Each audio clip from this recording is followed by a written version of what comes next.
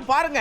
இந்த நாட்டு பற்றுனா எல்லாருக்குமே ஒரு உணர்ச்சி விஷயம் தான் இருக்கு. நம்ம ராஜேந்திர பாலாஜி ஐயா இருக்கால, ஏங்க நான் என் சொந்தக்கார சொக்காளி வக்காளின்னு எல்லாம் ஒரு 1000 பேரை திரட்டி வச்சிருக்கேன், எனக்கு மட்டும் நீங்க அனுமதி கொடுங்க, எங்களை மட்டும் உள்ள விடுங்க, அடிச்சு துவம்சம் பண்றமா இல்லையான்னு பாருங்கன்னு அப்படியே உணர்ச்சியை கட்டுப்படுத்தி பேசுறாங்க.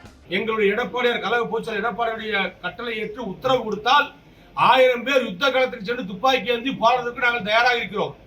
போர்க்களத்தில் துணை உதவி செய்வதற்கும் 10 நாள் இடைப்பட்ட துப்பாக்கி பரிசு எடுத்து போர்க்களத்தில் பணியாற்றுவதற்கும் 1000 இளைஞர்கள் எனது தலைமையிலே போர்க்களத்திற்கு நாங்கள் தயாராக இருக்கிறோம். இந்திய தேசம் என்ற உணர்வோடு நேதாஜி வழியில் வந்தவர்கள் நாங்கள். நேதாஜி சுபாஷனுடைய நெறிமுறையை பழக்கத்தை கடைபிடிக்கிற நாங்கள்.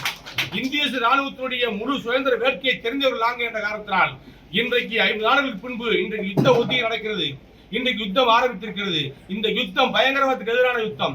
இந்த யுத்தத்திலே அதிமுகவுடைய பங்களிப்பு நிச்சயம் இருக்கும்.